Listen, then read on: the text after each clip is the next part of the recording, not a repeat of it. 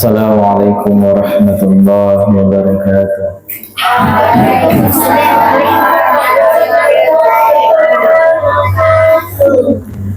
Innal hamdalillah nahmaduhu wa nasta'inuhu wa nastaghfiruh wa na'udzu billahi min shururi anfusina wa min sayyiati a'malina.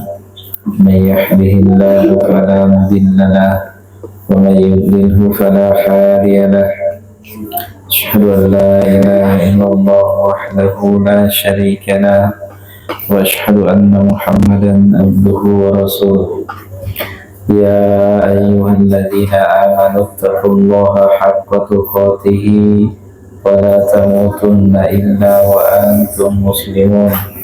يا أيها الناس اتقوا ربكم الذي خلقكم من نفس واحدة وخلق منها زوجها وبث منهما رجالا كثيرا ونساء واتقوا الله الذي تساءلون به والأرحام إن الله كان عليكم رقيبا.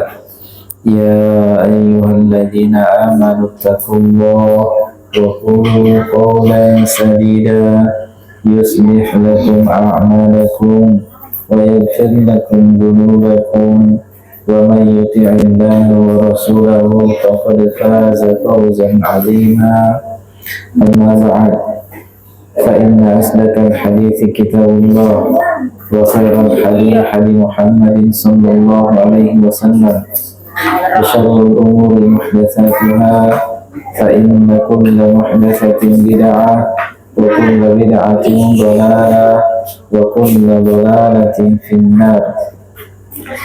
Alhamdulillah, di malam hari ini Allah Subhanahu wa Ta'ala kembali mempertemukan kita di tempat ini dalam rangka kita sama-sama untuk mempelajari agama Allah Subhanahu wa Ta'ala, yang dengannya kita bisa meraih berbagai macam kemuliaan demi kemuliaan, kesuksesan demi kesuksesan, kebahagiaan demi kebahagiaan di dunia ini sampai nanti di hari akhirat. Ketahuilah adikku sekalian bahwasanya nikmat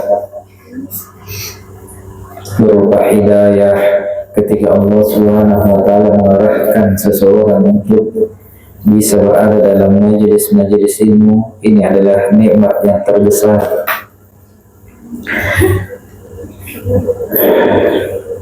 Bahkan di antara nikmat yang terbesar yang Allah Subhanahu wa Ta'ala turunkan di muka bumi ini adalah nikmat hidayah itu sendiri. Untuk bisa mengenal Allah Subhanahu wa Ta'ala, mengenal agama Allah Subhanahu wa Ta'ala, mengenal hal-hal yang Allah ridhoi, perkara-perkara yang dapat mendatangkan ridha Allah, dan untuk mengenal hal-hal yang Allah murkai dan perkara-perkara yang dapat menyebabkan murka Allah Subhanahu wa Ta'ala datang.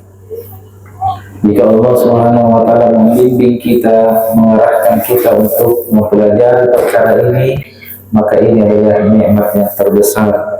Kata Nabi sallallahu alaihi wasallam, jika Allah Subhanahu wa Ta'ala mencintai seorang hamba, maka Allah Subhanahu wa Ta'ala akan fahamkan padanya ilmu agama.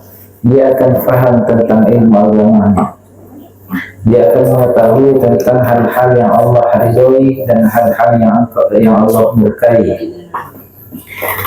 Namun sebaliknya, hadis ini apabila kita pahami dengan pemahaman terbalik, yakni apabila Allah Subhanahu wa Ta'ala membenci seorang hamba, maka dia akan dijauhkan dari ilmu agama. Jadi siapa saja yang jauh dari pemahaman ilmu agama, siapa saja yang jauh hatinya dari ilmu agama, tidak mau mempelajari agama Allah, maka itu tandanya Allah Subhanahu wa Ta'ala tidak menginginkan kebaikan padanya. Maka syukuri nikmat tersebut, nikmat bermajelis ilmu ini yang dengannya Allah Subhanahu wa taala akan terus menambah nikmat itu. Baik adik-adikku sekalian, di malam hari ini kita akan lanjutkan pelajaran kita, yakni pelajaran Sirah Nabawiyah, kisah perjalanan hidup Nabi kita tercinta Muhammad sallallahu alaihi wasallam yang penuh dengan perjuangan, penuh dengan pengorbanan, di mana Nabi sallallahu alaihi wasallam bersama dengan para sahabatnya betul-betul mengorbankan jiwanya, mengorbankan hartanya, keluarganya, semua yang dimilikinya dikorbankan untuk agama Allah Subhanahu wa taala agar agama ini bisa sampai kepada umatnya. Dan dengan agama inilah umatnya bisa selamat. Dan dengan agama inilah umatnya bisa berjumpa dengan Nabi sallallahu alaihi wasallam. Di mana Nabi itu, adik-adikku sekalian, sangat cinta terhadap umatnya, sangat rindu terhadap umatnya.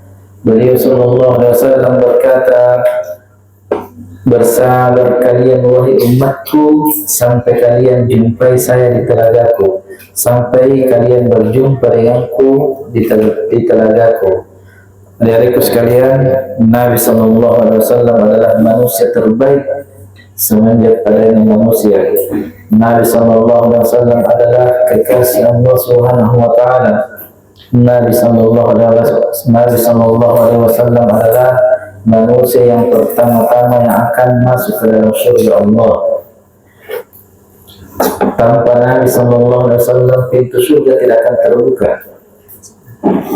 Tanpa Nabi sallallahu alaihi wasallam tak akan ada orang yang bisa masuk surga. Karena Nabi sallallahu alaihi wasallam pintu surga itu terbuka. Untuk Nabi lah pintu surga itu pertama kali dibuka. Maka dari itu berbanggalah kita. Tidakkah hal ini membuat kita gembira sebagai umatnya? Kita sebagai umat Nabi sallallahu alaihi wasallam adalah umat yang terakhir, umat belakangan. Namun kita menjadi umat yang pertama di antara semua umat yang akan masuk ke dalam surga. Karena Nabi kita adalah Nabi yang pertama juga yang masuk ke dalam surga. Maka demikian pula umat di antara seluruh umat-umat Nabi, para Nabi, umatnya lah Nabi Muhammad SAW, yakni kita semua. Maka bahagialah kita, banggalah kita, bersenang-senanglah kita. Maka dari itu adik-adikku sekalian butuh untuk kita mempelajari sunnah Nabi SAW dengan benar. Butuh untuk kita mempelajarinya dengan serius, karena nanti akan ada orang-orang yang diusir dari telaga Nabi. Ada juga umatnya Nabi yang diusir. Kenapa? Dia tidak mengetahui sunnah Nabi yang benar dan dia tidak mencontoh sunnah Nabi SAW secara benar. Tidak mau mempelajari sunnah Nabi, tidak mau mengikuti Nabi SAW secara total. Ketika didatangkan sebuah umat, kemudian Allah Subhanahu wa taala katakan umat itu diusir, diperintahkan untuk diusir. Lalu kata Nabi sallallahu alaihi wasallam, ummati itu adalah umatku, karena Nabi mengetahui tanda-tanda umatnya. Kemudian Allah katakan, kamu tidak mengetahui sepeninggalmu apa yang dikerjakannya. Maknanya adalah dia itu umatmu, namun dia tidak mengerjakan sunnah-sunnahmu.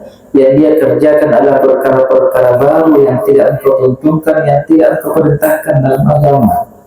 Maka lihatlah adik-adikku sekalian, celakanya umat Nabi SAW yang seperti ini, yang tidak mau serius mempelajari sunnah Nabi dan tidak mau beramal di atas tuntunan Nabi SAW secara benar. Maka dari itu adik-adikku sekalian, seriuslah, bersungguh-sungguhlah mempelajari sunnah Nabi SAW. Semoga dengan itu kita bisa bersama dengan beliau sallallahu alaihi wasallam di surga Allah. Baik adik-adikku sekalian, di malam hari ini kembali kita lanjutkan. Kita masih berada dalam pembahasan perang Badar Kubra. Dan kita telah menjelaskan pada pertemuan yang telah berlalu bagaimana kekuatan keimanan, semangat perjuangan Nabi SAW dengan para sahabatnya, di mana dalam peperangan ini hadir juga iblis untuk mengkompor-kompori, menyemangati kaum musyrikin agar mereka mau membumi hanguskan kaum muslimin. Ada juga iblis, namun di samping itu ketahuilah tidak akan berjaya orang-orang yang berada di benderanya iblis. Allah Subhanahu wa taala tidak akan membiarkan nabinya begitu saja. Allah Subhanahu wa taala pasti akan menolong nabinya dan kaum muslimin. Allah Subhanahu wa taala kirimkan malaikat-malaikatnya, hadir pula Jibril alaihissalam dalam perang Badar.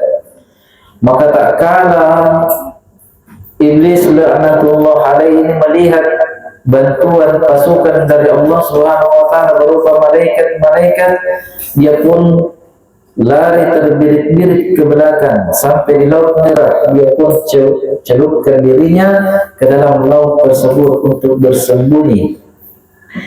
Lihatlah iblis, demikian pula para pengikut iblis, seperti itu keadaannya.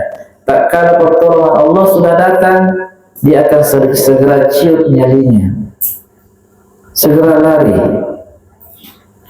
Maka peperangan ini betul-betul memberikan kesan yang sangat indah, memberikan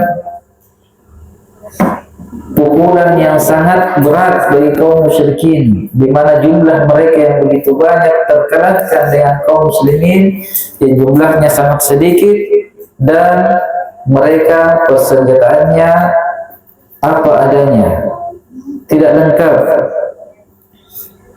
Maka peperangan ini merupakan pertempuran antara kekafiran dan keimanan.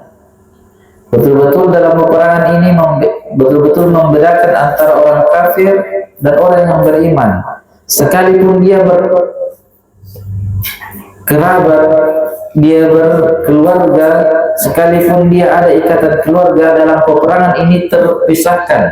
Tidak ada kekerabatan, yang ada hanyalah keimanan dan kekafiran. Walaupun ayah dan anak ketika dia berbeda, ada yang beriman dan ada yang kafir, ketika itu akan saling berperang. Tidak ada lagi ikatan kekerabatan pada peperangan ini. Anak akan membunuh ayahnya, ayah akan membunuh anaknya. Kemenakan dengan paman akan saling berhadapan. Siapapun yang berada di bendera kekafiran maka akan diperangi, walaupun itu adalah keluarga terdekat.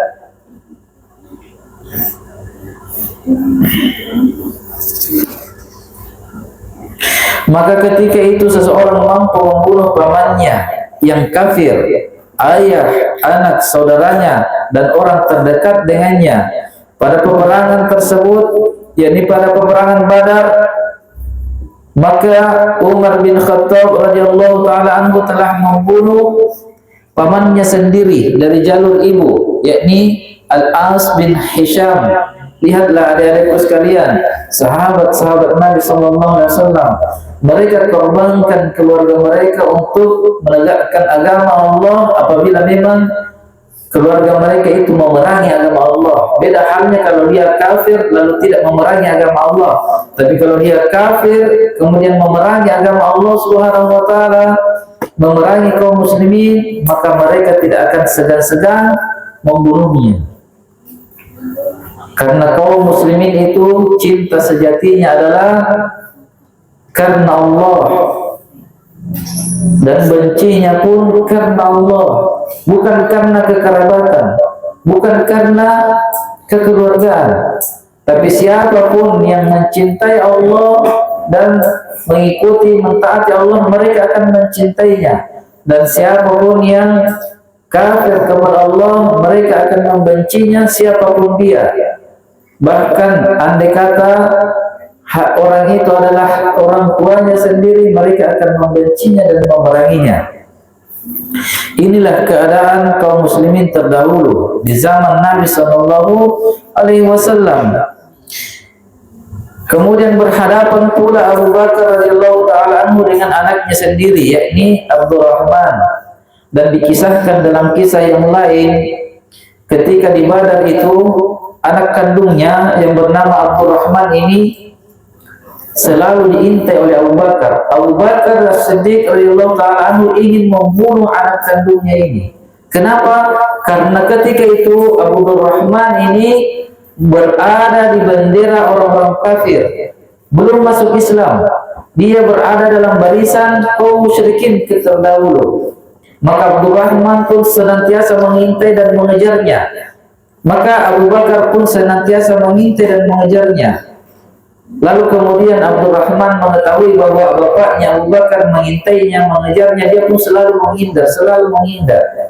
Maka setelah masuk Islamnya, berhijrahnya juga ke Madinah, setelah Islamnya dia pun bercerita kepada bapaknya, "Wahai bapakku," kata Abdurrahman, "wahai bapakku Abu Bakar, saya tahu dulu di Badar kamu selalu mengincarku, ingin berkelahi denganku, ingin berperang denganku."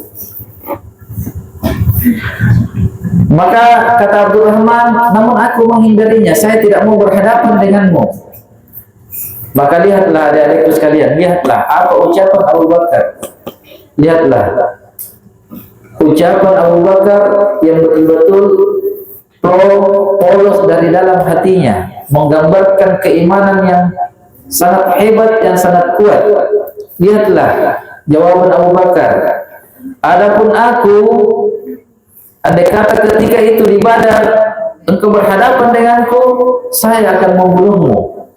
Lihatlah, Abu Bakar ingin membunuh anaknya yang masih berada dalam agama musyrik yang memerangi kaum muslimin ketika itu. Dia tidak akan segan-segan, tidak akan menaruh kasihan, dikarenakan dia telah memerangi kaum muslimin, memerangi agama Allah, menunjukkan cintanya Abu Bakar itu karena Allah, di atas cinta karena Allah, bencinya pun karena Allah, di atas kebencian Allah.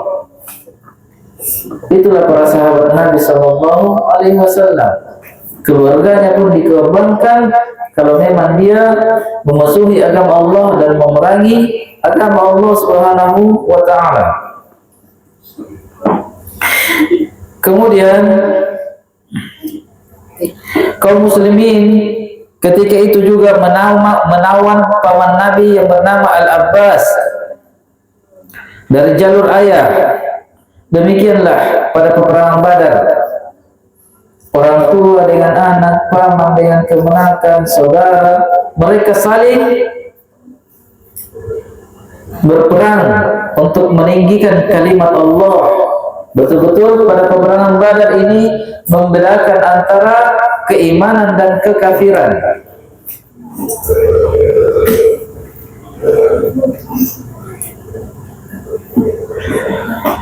Paman Nabi pun dijadikan tawanan.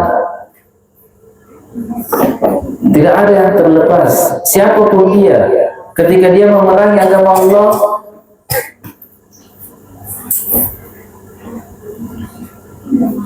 dia akan diperangi pula, walaupun keluarganya Nabi.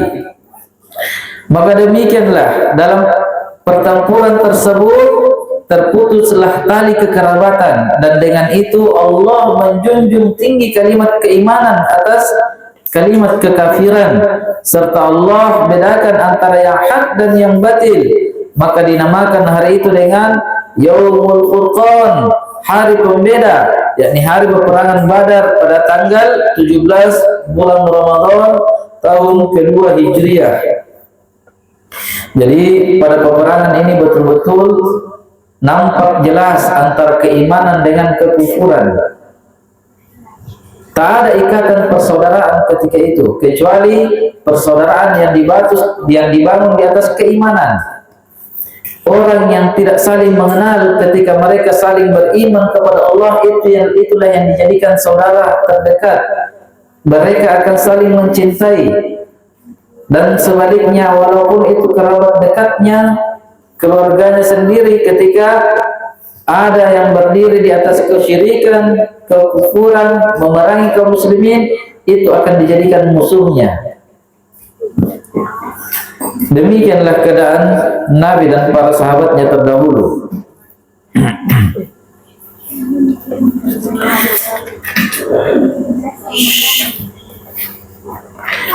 Kemudian korban pada peperangan dari kedua belah pihak tersebut kita akan jelaskan, maka gugurlah pada pertempuran itu 14 orang dari kalangan kaum muslimin. Jadi pada peperangan Badar ini jumlah kaum muslimin yang gugur hanya 14 orang, yakni 6 orang dari kalangan muhajirin dan 8 orang dari kalangan ansor. Mereka dimakamkan di padang luas Badar dan pekuburan mereka senantiasa dikenang. Kepahlawanan mereka senantiasa dikenang. Adapun dari orang-orang musyrik gugur di antara mereka sekitar 70 orang terbunuh dan 70 orang juga tertawan. Jadi jumlah mereka yang dibunuh dengan yang ditawan 140 orang. Dan mayoritas dari kalangan mereka itu adalah orang-orang paling pemberaninya di kalangan mereka, orang hebatnya. Lalu mayat-mayat mereka dari 24 orang para pemberani mereka diseret dan dilemparkan ke dalam sumur yang paling busuk baunya yang ada di kawasan Badar. Disatukan mereka semuanya dalam satu sumur. Maka Nabi Shallallahu Alaihi Wasallam pun bermukim di Badar selama 3 hari. Ketika beliau Shallallahu Alaihi Wasallam bersiap untuk kembali ke Madinah, beliau pun mendatangi sumur tersebut dan berdiri di pinggirnya, lalu memanggil-manggil nama mereka yang berada di sumur itu.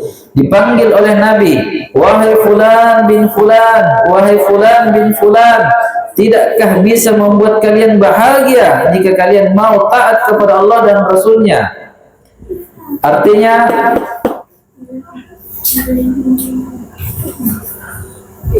mereka diingatkan tentang dulu waktu Nabi mengajak mereka kepada Islam, kepada agama Allah, ketaatan kepada Allah, mereka malah mendustakan Nabi, mencerca Nabi, menganiaya Nabi, menzalimi Nabi, memaki-maki Nabi.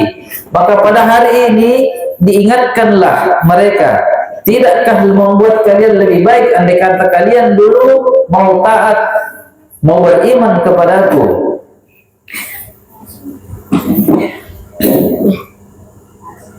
Maka sungguh kata Nabi Sallallahu Alaihi Wasallam, kami telah mendapatkan apa yang dijanjikan oleh Rabb kami adalah sebuah kebenaran. Maka apakah kalian telah mendapatkan kebenaran apa yang dijanjikan oleh Tuhan-Tuhan palsu kalian juga, ya? Ditanya oleh Nabi, apakah janjinya patung-patung palsu yang kalian sembah itu telah kalian dapatkan juga? Adapun kami, sebuah kemenangan dan kebenaran yang dijanjikan oleh Rabb kami, Tuhan kami, telah kami dapatkan. Allah telah meninggikan kalimatnya, Allah telah memberikan kemenangan terhadap kami. Maka bertanyalah Umar radhiyallahu ta'ala anhu kepada Nabi sallallahu alaihi wasallam, ya Rasulullah, apa yang bisa engkau katakan terhadap jasad-jasad yang tidak lagi bernyawa? Maka lihat adik-adikku sekalian, ya, para sahabat itu kritis sekali akan ilmu. Apabila ada perkara-perkara yang mereka menjanggal di hati mereka, senantiasa mereka selalu bersegera ingin mengetahuinya. Jadi lihat, ya, para sahabat Nabi SAW sangat kritis dengan ilmu agama. Dia tidak mau melewatkan satu perkara pun kecuali dia mau mengetahui hakikat kebenarannya. Umar belum tahu ketika itu bahwa Nabi, suaranya Nabi mau didengar oleh mayat-mayat yang sudah mati. Karena ketika itu kaum musyrikin yang sudah berada dalam sumur yang busuk, ketika sudah mau melakukan perjalanan pulang dari Badar ke Madinah, Nabi sempat bercakap-cakap dengan membicarai musuh-musuhnya yang di dalam sumur yang sudah mati. Umar mendengar, segera dia tanyakan, segera bertanya Umar, apa yang bisa engkau katakan wahai Nabi Sallallahu Alaihi Wasallam terhadap jasad-jasad yang sudah mati? Artinya Umar menganggap percuma membicarai dia karena dia tidak mendengar lagi. Orang yang sudah mati itu tidak bisa lagi mendengar ucapan. Beda ya, kalau Nabi dengan kita beda.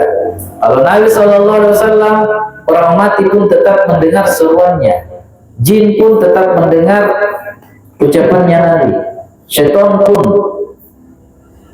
Beda dengan kita. Suara kita walaupun kita berteriak-teriak sampai keluar tenggorokan kita, orang mati itu tidak lagi mendengarnya.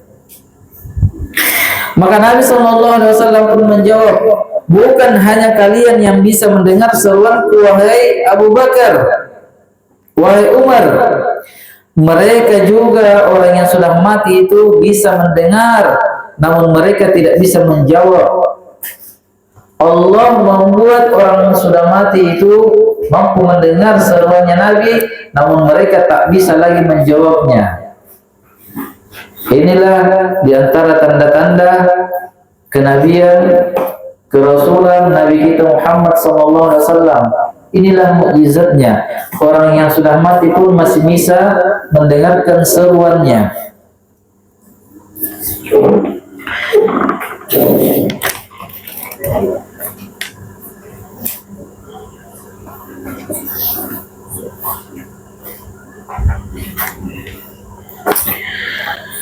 Kemudian tersebarnya berita hasil peperangan Badar ini di kota Makkah dan Madinah. Telah sampai di kota Makkah berita tentang kekalahan kaum musyrikin. Ya, orang penduduk Makkah sudah mengetahui.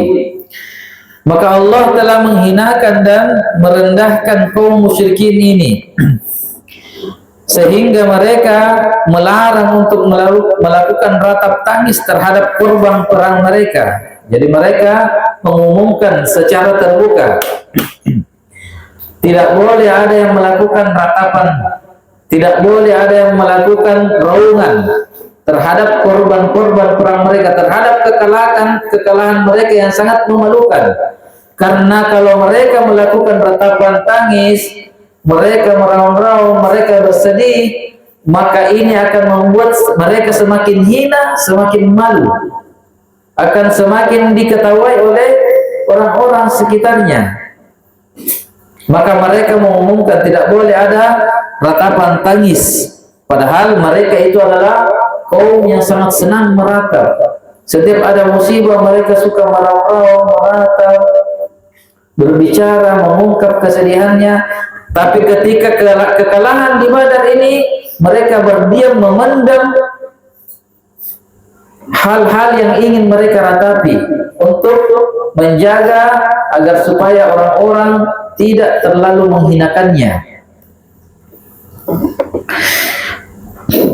agar supaya timbul rasa gembira pada diri kaum muslimin, agar supaya tidak timbul kegembiraan terhadap kaum muslimin. Ketika itu 3 anak Al-Aswad bin Al-Muttalib telah terbunuh, padahal dia ini adalah orang yang paling senang melakukan ratap tangis.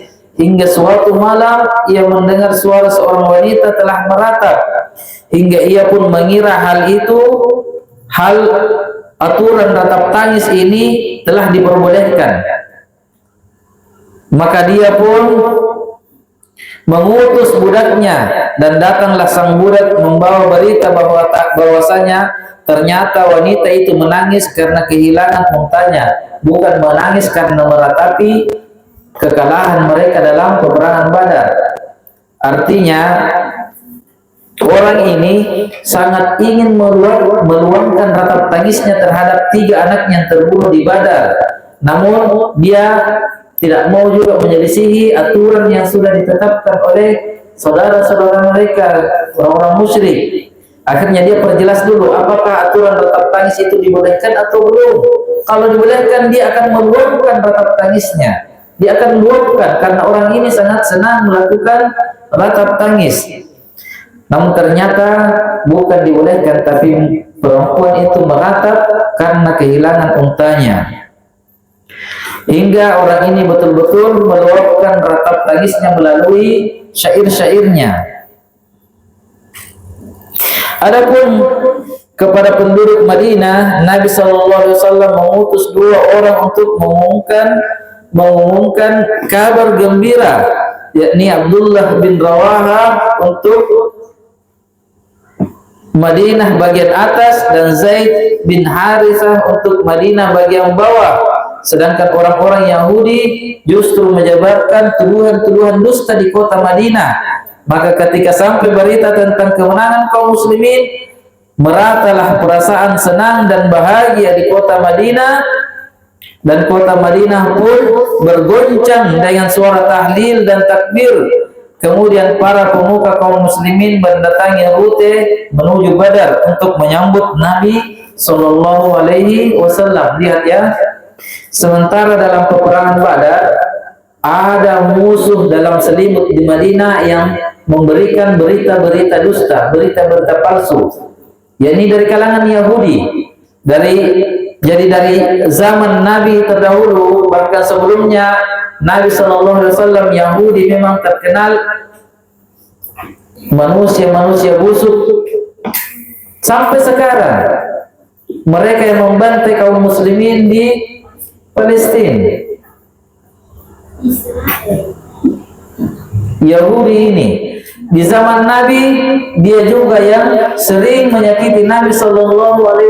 Bahkan dalam kisah yang lain yang insya Allah akan kita ceritakan nanti, dia pun sempat mengkhianati Nabi pada peperangan Al-Ahzab, sempat membuat Nabi panik. Dalam peperangan Badar ini dia pun memulai aksinya. Dia sebarkan di Madinah berita-berita dusta tentang kekalahan Nabi, sementara Nabi SAW telah memenangkan peperangan tersebut. Hingga setelah terutusnya 2 utusan ini sampai di Madinah menyebarkan berita bahwa kaum muslimin telah menang dalam peperangan Badar, mereka pun merata, senang, bahagia, dan bertahlil, bertakbir, memuji Allah Subhanahu wa Ta'ala. Namun ada hal-hal yang membuat Nabi Sallallahu Alaihi Wasallam sangat sedih.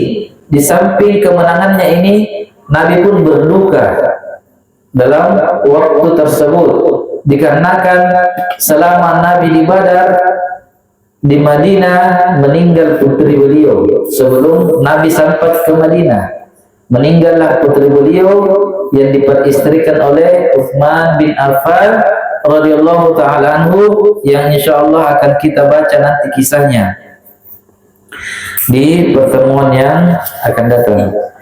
Baik adik-adikku sekalian, itu yang bisa kami sampaikan di malam hari ini. Semoga bermanfaat. Semoga Allah Subhanahu wa Ta'ala terus menambah ilmunya kepada kita, memberi kita keistiqomahan untuk senantiasa berjalan di atas jalan yang Allah ridhoi, dan semoga Allah Subhanahu wa Ta'ala kumpulkan kita seluruhnya di dalam surganya bersama Nabi kita tercinta Muhammad sallallahu alaihi wasallam. Subhanallahumma wa bihamdik, asyhadu an la ilaha illa anta, astaghfiruka wa atubu ilaik. Wassalamualaikum warahmatullahi wabarakatuh.